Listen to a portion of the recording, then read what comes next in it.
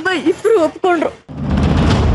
ಆದ್ರೆ ನನ್ನ ಅಣ್ಣ ತಮ್ಮ ನನ್ನನ್ನ ಅಷ್ಟು ಹಚ್ಕೊಂಡಿದ್ರು ಒಡ ಹುಡ್ತಾಳು ಅಂತ ನಾನು ನೋಡ್ದೆ. ಅಷ್ಟು ನಿಕೃಷ್ಟವಾಗಿ ಕಂಡ್ರಲ್ಲ. ನನ್ ಕನ್ಸಲ್ಲಿ ಈ ರೀತಿ ಮಾಡ್ತಾರೆ ಅಂತ ಅನ್ಕೊಂಡಿರ್ಲಿಲ್ಲ. ಆದ್ರೆ ನಾನು ಅಂದ್ಕೊಂಡಿದ್ದೆ ಸಾಕ್ಷಿ, ನಿಮ್ ತಂದೆ ತಾಯಿ ನಮ್ಮನ್ನ ಒಪ್ಕೊಂಡಿದ್ದು ನಂಗೆ ಆಶ್ಚರ್ಯ ಆಗ್ತಿಲ್ಲ. ಅವ್ರ ಹಾಗೆ ಅಕಸ್ಮಾತ್ ನಿಮ್ಮ ಅಣ್ಣ ಮತ್ತೆ ನಿನ್ ತಮ್ಮ ನಮ್ಮನ್ನ ಒಪ್ಕೊಂಡಿದ್ರೆ ಆಗ ನಂಗೆ ಆಶ್ಚರ್ಯ ಆಗ್ತಿತ್ತು. ಸಾಕ್ಷಿ, ನಾವಿಬ್ರು ಇಷ್ಟಕ್ಕೆಲ್ಲ ತಲೆನೇ ಕೆಡ್ಸ್ಕೋಬಾರ್ದು. ಧೈರ್ಯವಾಗಿರೋ. ಇಲ್ಲ ರಂಜನ್, ನನ್ನ ಅಣ್ಣ ತಮ್ಮ ಇಬ್ರು ನಡ್ಕೊಂಡಿದ್ದ ರೀತಿ ನೆನೆಸ್ಕೊಂಡ್ರೆ ತುಂಬಾ ನೋವಾಗ್ತಿದೆ. ಇವಾಗ ನಾವು ಅದ್ರ ಬಗ್ಗೆ ಯೋಚನೆ ಮಾಡಿದ್ರೆ ಏನ್ ಪ್ರಯೋಜನ ಹೇಳು? ಅದ್ರ ಬಗ್ಗೆ ಯೋಚನೆ ಮಾಡೋದ್ರ ಬದಲು ಮುಂದೆ ನಾವಿಬ್ರು ಏನ್ ಮಾಡ್ಬೇಕು ಅನ್ನೋದ್ರ ಬಗ್ಗೆ ಯೋಚನೆ ಮಾಡೋಣ. ಸಾಕ್ಷಿ, ನಡಿ ನಮ್ಮ ಮನೆಗೆ ಹೋಗೋಣ. ನಿಮ್ಮನೆಗ ಬೇಡ ರಂಜನ್, ನೀವು ನಿಮ್ ತಂದೆ ಹತ್ರ ಜಗಳ ಆಡಿದ್ದೀರ. ಈಗ ನಮ್ಮನೇಲಿ ಅವಮಾನ ಮಾಡಿಸ್ಕೊಂಡಿರೋದೇ ಸಾಕು. ಇನ್ನು ನಿಮ್ ಮನೇಲಿ ನಿಮ್ ತಂದೆ ಹತ್ರ ಅವಮಾನ ಮಾಡಿಸ್ಕೊಳ್ಳೋದು ಬೇಡ. ನನಗ್ ನೀವು ನಿಮ್ ಸಂಪಾದನೆಯಲ್ಲಿ ತಗೊಂಡಿರೋದು ಮಾತ್ರ ಬೇಕು ರಂಜಿತ್. ನಮ್ ವಸ್ತುಗಳಲ್ಲಿ ಸಿಗೋ ನೆಮ್ಮದಿ ಬೇರೆಯವ್ರ ವಸ್ತುನಲ್ಲಿ ಸಿಗಲ್ಲ. ದೊಡ್ಡವ್ರು ಹೇಳಿಲ್ವಾ, ಪರರ ವಸ್ತು ಪಾಷಾಣ ಅಂತ. ನೀನ್ ಹೇಳ್ತಾ ಇರೋದು ಸರಿಯಾಗಿದೆ ಸಾಕ್ಷಿ. ಸಾಕ್ಷಿ, ಇನ್ ಮುಂದೆ ನೀನ್ ತೋರಿಸಿದ ದಾರಿಯಲ್ಲೇ ನಾನು ನಡೀತೀನಿ. ನೀನ್ ಹೇಗೆ ಹೇಳ್ತೀಯೋ ಹಾಗೆ ಬದುಕ್ತೀನಿ ಸಾಕ್ಷಿ.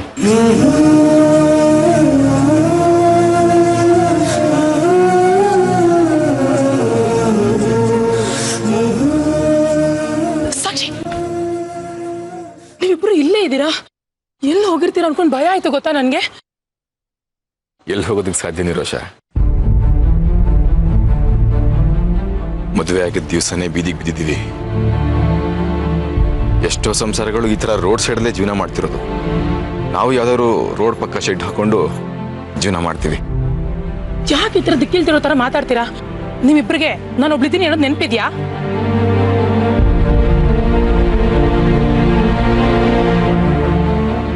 ನಿರೋಷ, ಈಗಾಗ್ಲೇ ಆದಿ ಕಣ್ ತಪ್ಸಿ ನೀನ್ ನನಗ್ ತುಂಬಾ ಹೆಲ್ಪ್ ಮಾಡಿದ್ಯಾ. ಈಗ್ಲೂ ನಿನ್ನಿಂದ ಹೆಲ್ಪ್ ತಗೊಂಡ್ರೆ ನಿನ್ನ ಇಕ್ಕಟ್ಟಲ್ಲಿ ಸಿಕ್ಕಾಕ್ಸ್ದಾಗ ಆಗತ್ತೆ ಕಣೆ. ಅಂದ್ರೆ ನನ್ನನ್ನ ಮೂರನೊಳಗೆ ಮಾಡ್ಬಿಟ್ಟೆ ಏನು? ಹಾಗಲ್ಲ. ಹಾಗೂ ಅಲ್ಲ ಹೀಗೂ ಅಲ್ಲ. ಇವಾಗ ನೀವಿಬ್ರು ನನ್ನ ಜೊತೆ ಬರ್ತಾ ಇದ್ದೀರಾ ಅಷ್ಟೇ, ನಡಿ. ನಿರೋಷ, ಒಂದ್ ನಿಮಿಷ ಸುಮ್ಮನೆ. ನಿಮ್ಗೆ ಯಾಕೆ ತೊಂದ್ರೆ? ನೀವು ಬರ್ದೇ ಇದ್ರೆ ನನಗೆ ತೊಂದರೆ ಆಗೋದು. ಬನ್ನಿ ಹೋಗೋಣ. ಏನಿಬ್ರು ಮುಖ ಮುಖ ನೋಡ್ತಾ ಇದ್ದೀರಾ? ಬನ್ನಿ ಹೋಗೋಣ, ಬನ್ನಿ.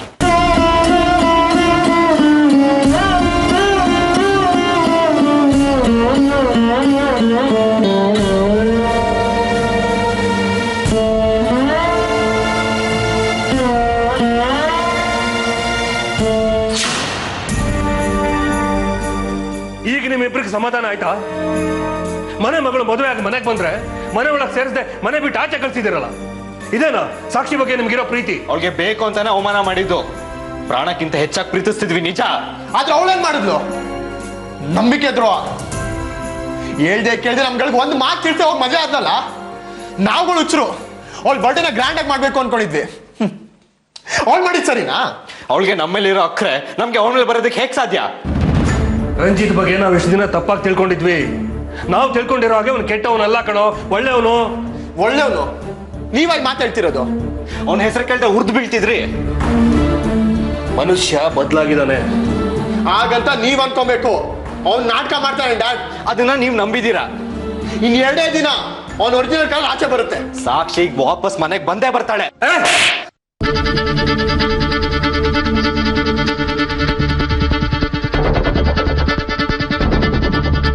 ಒಡ ಹುಟ್ಟಿ ತಂಗಿ ಮದುವೆ ಮಾಡ್ಕೊಂಡು ಹೋಗಿದ್ದಾಳೆ. ಗಂಡನ ಜೊತೆ 100 ಕಾಲ ಚೆನ್ನಾಗಿರ್ಲಿ ಅಂತ ಹಾರೈಸೋದ್ ಬಿಟ್ಟು ಬಾಯಿ ಬಂದಾಗ ಮಾತಾಡ್ತೇನೋ? ನ್ಯಾಯವಾಗಿರೋ ಮದ್ವೆ ಆಗಿದ್ರೆ ನಾವು ಹಾರೈಸ್ತಿದ್ವಿ. ಹೋಗಿ ಹೋಗಿ 3rd ಕ್ಲಾಸ್ನ ಮದ್ವೆ ಆಗಿದ್ದಾಳೆ. ಇನ್ನೊಂದ್ಸಲ ಅವನ ಬಗ್ಗೆ ಕೇವಲವಾಗಿ ಮಾತಾಡ್ಬೇಡ ನೀನು. ಓ, ನಮಗಿಂತ ರಂಜಿತ್ ಮುಖ್ಯ ಆದ ನಿಮ್ಗೀಗ? ನಿಮಗಿಂತ ಮುಖ್ಯ ಅಂತ ಅಲ್ಲ ಕಣೋ. ನೋಡೋದಿ, ನನ್ನ ಮಗಳ ಜೀವನ ಅವನ ಜೊತೆ ಬೆಸ್ತ್ಕೊಂಡಿದೆ. ಅವನಿಗೆ ಗೌರವ ಕೊಡ್ತಿದ್ರೆ ನನ್ನ ಮಗಳನ್ನ ಕೇವಲವಾಗಿ ನಡ್ಸ್ಕೊಂಡ ಹಾಗೆ ಅರ್ಥ ಮಾಡ್ಕೊಳ್ಳೋ. ನೀವು ಬೇಕಾದ್ರೆ ಅವನ್ನ ಒಪ್ಕೊಬೋದು, ಆದ್ರೆ ನಾವಿಬ್ರು ಒಪ್ಕೊಳ್ಳಲ್ಲ. ನಾನಂತೂ ಅವನ್ನ ಕೊನೆವರೆಗೂ ದ್ವೇಷಿಸ್ತೀನಿ.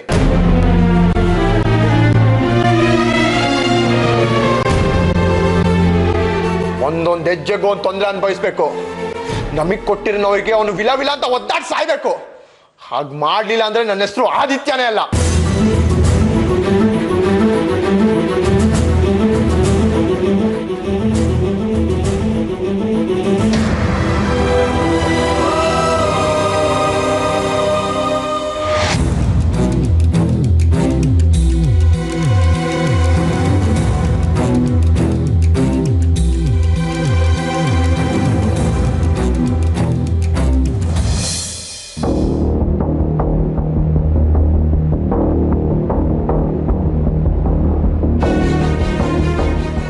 ಸಾಕ್ಷಿ, ರಂಜಿತ್, ಒಂದು ನಿಮಿಷ ರೀ, ಬರ್ತೀನಿ. ಚಾಚಾ ಚಾಚಾ ಚಾಚಾ, ನಿಮ್ಮಿಂದ ಒಂದು ಹೆಲ್ಪ್ ಆಗ್ಬೇಕಿತ್ತು ಚಾಚಾ. ಏನು ಬೇಟಿ? ಅದು ಅದು ಸಾಕ್ಷಿ ಮತ್ತೆ ರಂಜಿತ್ನ ಇಲ್ಲಿ ಕರ್ಕೊಂಡು ಬಂದಿದ್ದೀನಿ. ಒಂದು 2 ದಿನದ ಮಟ್ಟಿಗೆ ಅವರು ನಮ್ಮನೇಲಿ ಇರ್ತಾರೆ ಚಾಚಾ. ಬೇಟಿ, ಏನ್ ಹೇಳ್ತಾ ಇದ್ದೀನಿ ನೀನು? ನಮ್ಮನೇಲಿ ಲಾಠಿ ತಿಳ್ಕೊಂಡಿದ್ದಿ? ಕಂಡವ್ರಿಗೆಲ್ಲ ಕರ್ಕೊಂಡ್ಬಂದು ಇಲ್ಲಿ ಮಲ್ಕಕ್ಕೆ ಮತ್ತೊಂದು ಮಾಡ್ಲಿಕ್ಕೆ ಜಾಗ ಕೊಡ್ಲಿಕ್ಕೆ? ಇದ್ಯಾಕೆ ಚಾಚಾ ಹೀಗೆ ಮಾತಾಡ್ತಾ ಇದ್ದೀರಾ? ಮತ್ತೇನೇನು ಬೇಟಿ, ಆ ದಿನ ಮನೆಗೆ ಕರ್ಕೊಂಡು ಬಂದೆ. ಇಲ್ಲಿ ಬೇಡ ಅಂತ ಹೇಳಿದ್ರೆ ನಿನ್ನ ಮನಸ್ಸಿಗೆ ನೋವಾಗ್ತದೆ ಅಂತ ಆಯ್ತು ಒಪ್ಕೊಂಡೆ. ಇವತ್ತು ನೋಡಿದ್ರೆ ಇವ್ರಿಗೆಲ್ಲ ಕರ್ಕೊಂಡ್ಬಂದು ಇಟ್ಕೊಳ್ಳಿಕ್ಕೆ ಇದನ್ನ ಲಾಡ್ಜ್ ಕೆಟ್ಟೋಯ್ತಾ ಇಲ್ಲ ಧರ್ಮಛತ್ರ ಕೆಟ್ಟೋಯ್ತಾ? ನೀವು ಈ ಥರ ಎಲ್ಲ ಮಾತಾಡ್ತೀರಂತ ನಾನು ಅನ್ಕೊಂಡೇ ಇರಲಿಲ್ಲ. ನಿಮ್ಮ ಮೇಲೆ ನಂಬಿಕೆ ಇಟ್ಟು ಅವ್ರನ್ನ ಬಲವಂತ ಮಾಡಿಲ್ಲ ಕರ್ಕೊಂಡು ಬಂದೆ. ಆದ್ರೆ ನೀವು ನೋಡಿದ್ರೆ ಬೇಟಿ, ನಂಬಿಕೆ ಇರಬೇಕು, ಅದು ಪ್ರೀತಿ ವಿಶ್ವಾಸದಾಗೆ. ಮನೆ ತನಕ ಬರಬಾರ್ದು, ಗೊತ್ತಾಯ್ತಾ? ಬೇಟಿ, ಚಿದಂಬರ ಸಾಬ್ ಆಗಾಗ ಇಲ್ಲಿಗೆ ಬಂದು ಹೋಗಿ ಮಾಡ್ತಿರ್ತಾರೆ. ಅವ್ರಿಗೆ ವಿಷಯ ಗೊತ್ತಾದ್ರೆ ತುಂಬಾ ಪ್ರಾಬ್ಲಮ್ ಆಗ್ತದೆ ಬೇಟಿ. ಡ್ಯಾಡಿಗೆ ಬೇಕಾದ್ರೆ ನಾನೇ ಹೇಳ್ತೀನಿ. ಬೇಟಿ, ಅವಳು ನಿನ್ಗೆ ತಂದೆ ಇರ್ಬೋದು, ಅವ್ರ ಸ್ವಭಾವ ಏನಂತ ನಿನ್ನಿಂತ ನನ್ಗೆ ಹೆಚ್ಚಾಗಿ ಗೊತ್ತು. ನಾನು ಕಷ್ಟದಲ್ಲಿದ್ದಾಗ ನನಗೆ ಸಹಾಯ ಮಾಡಿದ್ದಾರೆ. ಈಗ ಅವ್ರು ಇಷ್ಟಕ್ಕೆ ವಿರುದ್ಧವಾಗಿ ನಾನು ನಡೆದ್ರೆ ನನ್ನ ಮೇಲೆ ಕೋಪ ಮಾಡ್ಕೊಳ್ಳೋದಿಲ್ಲ ಅವರು. ಸಾಕ್ಷಿ, ನಾವಿಲ್ಲಿಗೆ ಬರಬಾರ್ದಾಗಿತ್ತು ಅನ್ನಿಸ್ತಾ ಇದೆ. ಸುಮ್ಮನೆ ನಿರೋಷಾಗಿ ಪ್ರಾಬ್ಲಮ್ ಕೊಡ್ತಿದ್ವಿ ಅನ್ನಿಸ್ತದೆ ನನಗೆ. ಹೌದು ರಂಜಿತ್, ನೀವು ಹೇಳ್ತಾ ಇರೋದು ಸರಿನೇ. ಆದ್ರೆ ನಿರೋಷ ನಾವ್ ಎಷ್ಟು ಹೇಳಿದ್ರು ಬಿಡ್ತಾನೆ ಇಲ್ವಲ್ಲ. ಅವರು ಬಲವಂತ ಮಾಡ್ತಾರೆ, ಬಟ್ ನಾವಿಲ್ಲಿರಕ್ಕಾಗಲ್ಲ. ನಿರೋಷ ಬಂದ ತಕ್ಷಣ ಅವ್ರಿಗೆ ಹೇಳಿ ಹೊರಟ್ಬೋಣ. ಸರಿ ರಂಜಿತ್, ಹಾಗೆ ಮಾಡೋಣ. ನಿರೋಷ ನಮ್ಮವಳಾದ್ರೂ ಚಾಚಾ ನಮ್ಮವ್ರಲ್ಲ ಅಲ್ವಾ? ನಾವು ಅವ್ರ ಮನೇಲಿ ಇರ್ಬೇಕು ಅಂದ್ರೆ ಚಾಚನ್ ಪರ್ಮಿಷನ್ ತಗೊಳ್ಳೇಬೇಕು ಅವಳು. ನಾವಿಲ್ಲಿ ಬಂದು ತಪ್ಪು ಮಾಡಿದ್ವಿ ಅನಿಸ್ತಾ ಇದೆ ರಂಜಿತ್. ನೋಡಿ ಚಾಚಾ, 2 ದಿನದ ಮಟ್ಟಿಗೆ ಅವ್ರಿಗೆ ಇಲ್ಲಿರೋಕೆ ಅವಕಾಶ ಮಾಡಿಕೊಡಿ. ಅಕಸ್ಮಾತ್ ನಾಳೆ ಅವ್ರಿಗೆ ಬೇರೆ ಕಡೆ ಅಡ್ಜಸ್ಟ್ ಆದರೆ ಅವ್ರು ಹೊರಟು ಹೋಗ್ತಾರೆ. ಪ್ಲೀಸ್ ಚಾಚಾ, ಅವ್ರು ಇವತ್ತು ತಾನೇ ಮದುವೆ ಆಗಿದ್ದಾರೆ. ಅವರನ್ನು ನಾನು ಹೇಗೆ ಬೀದಿಲಿ ಬಿಡ್ಲಿ ಹೇಳಿ? ಒಂದು ವೇಳೆ ನಿಮ್ಮ ಮಗನೋ ಮಗಳು ಈ ಸ್ಥಿತಿಲಿ ಇದ್ದಿದ್ದರೆ ಅವ್ರನ್ನ ಬೀದಿಲಿ ಬಿಟ್ಬಿಡ್ತಿದ್ರಾ ನೀವು? ಮಾತಾಡಿ ಚಾಚಾ, ನಿಮ್ಮನ್ನೇ ಕೇಳ್ತಾ ಇರೋದು. ನೋಡು ಬೇಟಿ, ನೀನು ಎಷ್ಟು ಸರ್ತಿ ಕೇಳಿದ್ರು ನಂದು ಒಂದೇ ಉತ್ತರ. ಅವ್ರು ಇಲ್ಲಿರೋದು ನನಗೆ ಇಷ್ಟ ಇಲ್ಲ, ಬೇಡ. ಅವ್ರಲ್ಲಿರೋದು ಬೇಡ ಅಂದ್ರೆ ನಾನು ಈ ಮನೇಲಿ ಇರಲ್ಲ, ಮನೆ ಬಿಟ್ಟು ಹೋಗ್ತೀನಿ. ಬೇಟಿ, ಏನ್ ಹೇಳ್ತಾ ಇದೆಯಾ ಬೇಟಿ? ನೀನ್ ಯಾಕೆ ಮನೆ ಬಿಟ್ಟು ಹೋಗ್ಬೇಕು ಬೇಟಿ? ಅವ್ರಿಗೆ ಈ ಮನೇಲಿ ಇರೋಕ್ ಜಾಗ ಕೊಡಲ್ಲ ಅಂದ್ರೆ ನನಗೂ ಈ ಮನೇಲಿ ಇರೋಕ್ ಇಷ್ಟ ಇಲ್ಲ. ಬೇಟಿ, ಹಂಗೆ ಮಾಡಬೇಡ ಬೇಟಿ. ನಿನ್ ಬಿಟ್ಟು ನಾನು ಇರಕ್ ಆಗಕ್ಕಿಲ್ಲ. ಹಂಗೆ ಚಿದಂಬರ ಸಾಬ್ನ ದೂರ ಮಾಡ್ಕೊಳಕ್ ಆಗಕ್ಕಿಲ್ಲ. ಅವ್ರು ಇಲ್ಲಿರೋದು ಬೇಡ ಅಂದ್ರೆ ನೀನ್ ಮನೆ ಬಿಟ್ಟು ಹೋಗ್ತೀನಿ ನಿಂತ್ಯ. ಅವ್ರು ಇಲ್ಲಿರ್ಲಿ ಅಂದ್ರೆ ಚಿದಂಬರ ಸಾಬ್ ನನ್ನ ಮೇಲೆ ಕೋಪ ಮಾಡ್ಕೊಂತಾರೆ. ಏನ್ ಮಾಡೋದು ಬೇಟಿ? ನಾನು ನಿನಗೆ ಒಂದು ಹೆಲ್ಪ್ ಮಾಡ್ಬೋದು ಬೇಟಿ. ಅವ್ರು ಇವತ್ತು ಮಾತ್ರ ಇರೋಕ್ಕೆ ಅವಕಾಶ ಮಾಡ್ಕೊಡ್ಬೋದು, ಅಷ್ಟೇ ನನ್ನ ಕೈಲಿ ಆಗೋದು.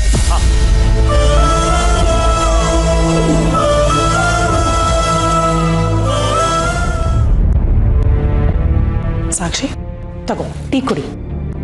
ನನ್ ಬೇಡ ನಿರೋಷ. ಸಂಕೋಚ ಪಡ್ಕೋಬೇಡ್ವೆ, ತಗೋ ಕುಡಿ. ದಯವಿಟ್ಟು ಫೋರ್ಸ್ ಮಾಡಬೇಡ, ನನಗೆ ಟೀ ಕುಡಿಯೋ ಮೂಡ್ನಲ್ಲಿ ಇಲ್ವೇ. ರಂಜಿತ್, ನೀವಾದ್ರೂ ಟೀ ಕುಡೀರಿ.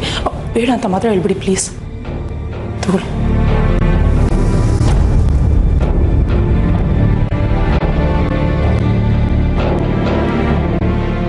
ರಂಜಿತ್, ಮುಂದೆ ಏನ್ ಮಾಡ್ಬೇಕು ಅನ್ಕೊಂಡಿದ್ದೀರಾ?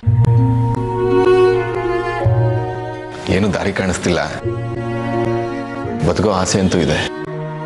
ಹೇಗೆ ಅಂತ ಪ್ರಶ್ನೆ ಕೂಡ ಇದೆ, ಭರವಸೆಗಳಿವೆ, ಗುರಿ ಏನು ಅಂತ ಗೊತ್ತಾಗ್ತಿಲ್ಲ ಅಷ್ಟೆ. ನಿಮಗೆ ದಾರಿ, ಪ್ರಶ್ನೆ, ಗುರಿ ಇದ್ಯಾವುದೇನೋ ನೀವು ಮುಂಚೆ ಯೋಚನೆ ಮಾಡಿಲ್ಲ. ನೀವು ಯೋಚನೆ ಮಾಡಿದ್ ಒಂದೇ, ಅದು ಮದುವೆ ಮಾತ್ರ. ಮದುವೆ ಆಮೇಲೆ ಜೀವನ ಹೇಗಿರುತ್ತೆ ಅನ್ನೋದು ನಿಮ್ಮ ಕಣ್ಮುಂದೆನೂ ಬಂದಿರಲ್ಲ. ಅದಕ್ಕೆ ಇವಾಗ ಈ ರೀತಿ ಪ್ರಾಬ್ಲಮ್ ಆಗ್ತಿರೋದು. ನಾನು ಈ ರೀತಿ ಹೇಳಿದೆ ಅಂತ ಬೇಜಾರು ಮಾಡ್ಕೋಬೇಡಿ. ನೀವು ಈ ಥರ ಆತರದಲ್ಲಿ ಮದುವೆ ಆಗಬಾರ್ದಾಗಿತ್ತು. ಎಲ್ಲ ವ್ಯವಸ್ಥೆ ಮಾಡಿಕೊಂಡು ಮದುವೆ ಆಗಿದ್ದಿದ್ರೆ ಈ ಥರ ಪ್ರಾಬ್ಲಮ್ ಬರ್ತಿರ್ಲಿಲ್ಲ ಅಲ್ವಾ? ನೀವು ಹೇಳ್ತಿರೋದು ಕರೆಕ್ಟಾಗಿದೆ. ಹಾಗಂತ ನಾವು ಇವತ್ತು ಮದುವೆ ಆಗದೆ ಹೋಗಿದ್ದಿದ್ರೆ ಈ ಜನ್ಮದಲ್ಲಿ ನಾನು ಸಾಕ್ಷಿ ಒಂದಾಗ್ತಿರ್ಲಿಲ್ಲ. ಒಬ್ಬರನ್ನೊಬ್ಬರು ಶಾಶ್ವತವಾಗಿ ಕಳ್ಕೋಬೇಕಾಗಿತ್ತು. ಅಪ್ಪ ಅಮ್ಮ ನಮ್ಮ ಮದ್ವೆಗೆ ಒಪ್ತಾ ಇಲ್ವಲ್ಲ ಅನ್ನೋ ನೋವಿತ್ತು. ಆದ್ರೆ ಅವ್ರು ನಮ್ಮ ಮದ್ವೆನ ಒಪ್ಕೊಂಡ್ರು. ಅವ್ರು ಒಪ್ಕೊಳ್ತಾರೆ ಅಂತ ನಾವು ಕನಸು ಮನಸ್ಸಲ್ಲೂ ಥಿಂಕ್ ಮಾಡಿರ್ಲಿಲ್ಲ. ಅಂಥದ್ರಲ್ಲಿ ಅವ್ರು ನಮ್ಮ ಮದ್ವೆನ ಒಪ್ಕೊಂಡ್ರು. ಆದ್ರೆ ನಾವು ಮದ್ವೆ ಬಗ್ಗೆ ಮಾತ್ರ ಯೋಚನೆ ಮಾಡಿದ್ವಿ. ಮದ್ವೆ ಆದ್ಮೇಲೆ ಮುಂದಿನ ಜೀವನದ ಬಗ್ಗೆ ಯೋಚನೆನೇ ಮಾಡಲಿಲ್ಲ. ಅದಕ್ಕೆ ಇಂಥ ಸ್ಥಿತಿ ಇವತ್ತು. ಆದಿತ್ಯ ಆರ್ಯ ನಡ್ಕೊಂಡಿದ್ದ ರೀತಿ ನೆನೆಸ್ಕೊಂಡ್ರೆ ಮನ್ಸಿಗೆ ತುಂಬಾ ಬೇಸರ ಆಗುತ್ತೆ ಕಣೆ. ನಿನಗೆ ಮಾತ್ರ ಅಲ್ವೇ, ನನಗೂ ಅಷ್ಟೇ. ಆದಿತ್ಯ ಆರ್ಯ ಅಷ್ಟೊಂದು ಒರಟಾಗಿ ನಿಮ್ಮಿಬ್ಬರ ಹತ್ರ ಮಾತಾಡಿದ್ದು, ಅವರು ರಂಜಿತ್ ಮೇಲೆ ದ್ವೇಷಕ್ಕೆ ನಿನ್ನನ್ನು ಅಷ್ಟು ತುಚ್ಛವಾಗಿ ಕಂಡ್ರಲ್ಲ, ಅದು ನನಗೆ ಆಶ್ಚರ್ಯ ಆಗ್ತಿದೆ. ಆದಿತ್ಯ ಮಾತಿಗೂ ಸಾಕ್ಷಿ ಸಾಕ್ಷಿ ಅಂತ 3 ಹೊತ್ತು ನಿನ್ ಜಪಾನೆ ಮಾಡ್ತಿದ್ದ. ನೀನಂದ್ರೆ ಅವನ್ಗೆ ಎಷ್ಟು ಇಷ್ಟ. ಒಂದ್ ವೇಳೆ ನಿನ್ನನ್ನು ಮರೆದ್ರು ಸಾಕ್ಷಿ ಮಾತ್ರ ಮರೆಯಲ್ಲ ಅಂತ ನನ್ನ ಹತ್ರ ಹೇಳ್ತಿದ್ದ. ಆದ್ರೆ ಇವತ್ತು ಮದುವೆ ಆಗಿದ್ ಮೊದಲನೇ ದಿನನೇ ನಿಮ್ಮಿಬ್ಬರನ್ನು ಹೊರಗಡೆ ಹಾಕದ್ನಲ್ಲ. ಅದಕ್ಕೆ ನಾನೇ ಕಾರಣ. ಅವ್ರಿಗೆ ನನ್ನ ಮೇಲಿರೋ ದ್ವೇಷ ಇವತ್ತು ಒಡ ಹುಟ್ಟಿದ ತಂಗಿನ ಮನೆಯಿಂದ ಆಚೆ ಹಾಕೋ ಸ್ಥಿತಿಗೆ ತಂದು ನಿಲ್ಸಿದೆ. ನೋಡಿ, ನೀವಿಬ್ರು ಸದ್ಯಕ್ಕೆ ಇಲ್ಲೇ ಇರಿ, ಯಾವ ಯೋಚನೆನೂ ಮಾಡಬೇಡಿ. ಇಲ್ಲ, ಬೇಡ ಬೇಡ ನಿರೋಶ್ ಅವರೇ, ಸುಮ್ಮನೆ ನಿಮಗೆ ಯಾಕೆ ತೊಂದರೆ? ನೀವು ಬಲವಂತ ಮಾಡಿದ್ರಿ ಅಂತ ಇಷ್ಟು ದೂರ ಬಂದ್ವಿ ಅಷ್ಟೇ.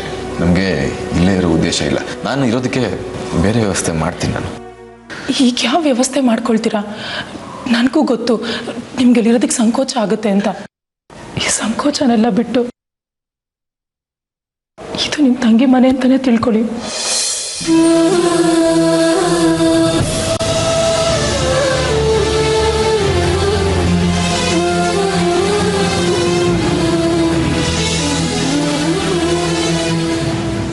ನೀವು ನನಗೆ ಅಣ್ಣ ಇದ್ದಾಗೆ.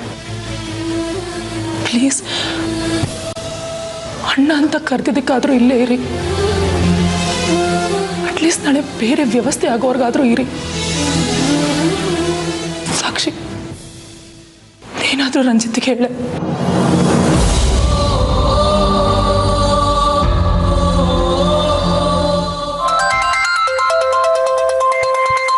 ಆದಿತ್ಯ ಫೋನ್ ಮಾಡ್ತಾ ಇದ್ದಾನೆ, 1 ನಿಮಿಷ.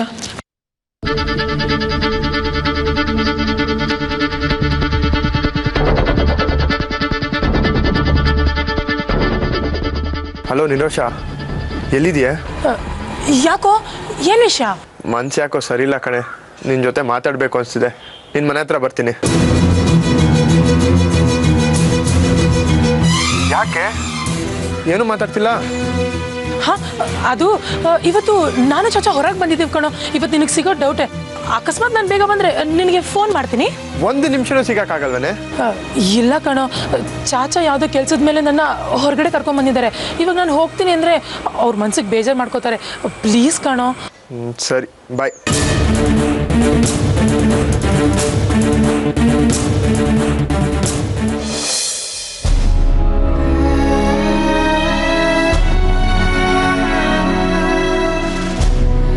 ಡ್ಯಾಡ್, ನಿಮ್ಗೆ ಎಷ್ಟು ಸಲ ಹೇಳೋದು ಅನ್ನ ಜಾಸ್ತಿ ತಿನ್ಬೇಡಿ ಅಂತ? ನೀವ್ ಹೀಗೆ ಅನ್ನ ತಿಂತಾ ಇದ್ರೆ ಗುಂಡಕ್ ಊದ್ ಬಿಡ್ತೀರಾ ಅಷ್ಟೇ. ಆಗ ಇರೋ ಬರೋ ಕಾಯಿಲೆ ಎಲ್ಲ ಬಂದ್ಬಿಡುತ್ತೆ. ಒಂದ್ಸಾರಿ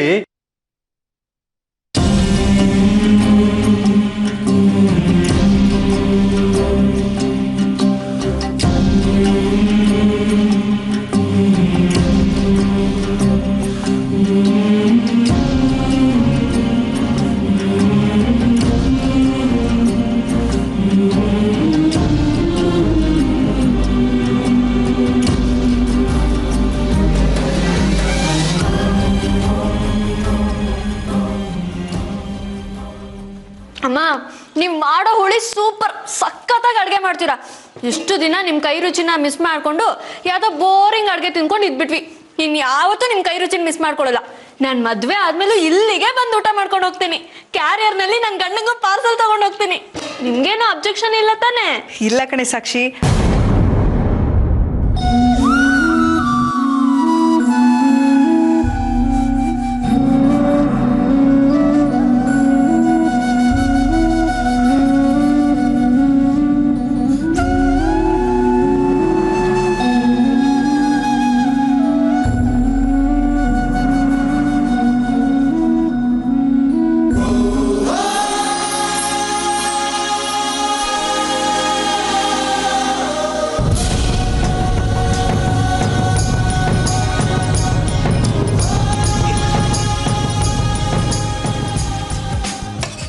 ಸಾಕು ಸಾಕು ಸಾಕು ಸಾಕು. ಯಾಕೋ ಕೈ ಅಡ್ಡ ಹಿಡಿತ್ಯಾ? ನೀನು ನಮ್ಮನೆ ಭೀಮ ಇದ್ದ ಹಾಗೆ ಚೆನ್ನಾಗಿ ತಿನ್ಬೇಕು. ಮೊದ್ಲೇ ನೀನ್ ಹೊರಗಡೆ ಹೋದ್ರೆ ಒಂದಲ್ಲ ಒಂದ್ ಫೈಟಿಂಗ್ ಇರುತ್ತೆ. ಅದಕ್ಕೆ ನಿನಗೆ ತಾಕತ್ ಬೇಕು ತಾನೆ, ಗಡತ್ತಾಗ ತಿನ್ನು. ಸಾಕು ಕಣೆ.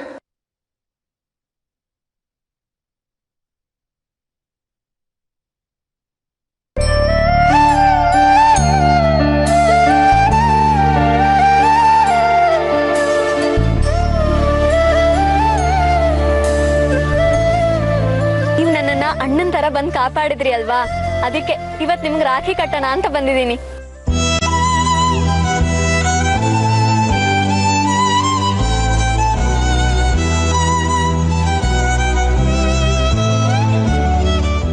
ಕಟ್ಟಮ್ಮ.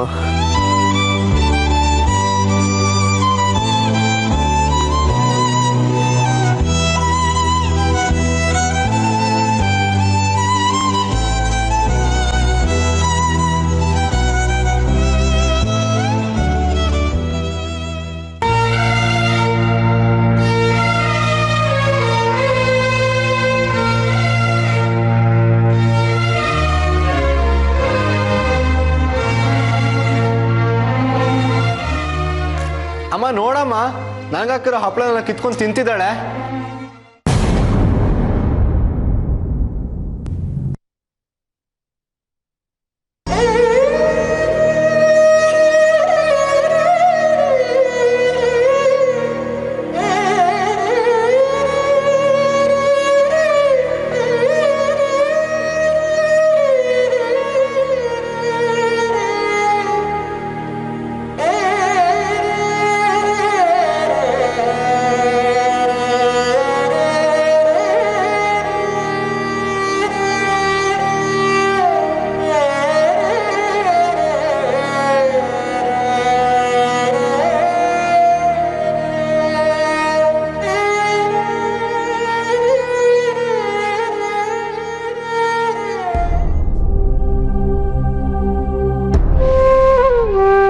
ನೋಡಿದ್ಯಾ ಸಾಕ್ಷಿ, ನಮ್ಮ ಜೀವನ ಹೇಗೆ ಯೂಟರ್ನ್ ತಗೊಂಡ್ಬಿಡ್ತು ಅಂತ.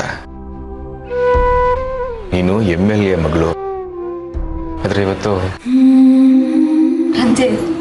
ನಾನು MLA ಮಗಳು. ಅವತ್ ಹಾಗೆಲ್ಲ ಇದ್ದೆ, ಆದ್ರೆ ಈಗಿದ್ದೀನಿ. ಇವೆಲ್ಲ ಯಾವ ಬೇಜಾರು ನನ್ಗಿಲ್ಲ. ನನ್ ಪ್ರೀತಿ ನನಗ್ ಸಿಕ್ತಲ್ಲ, ಅಷ್ಟೇ ಸಂತೋಷ.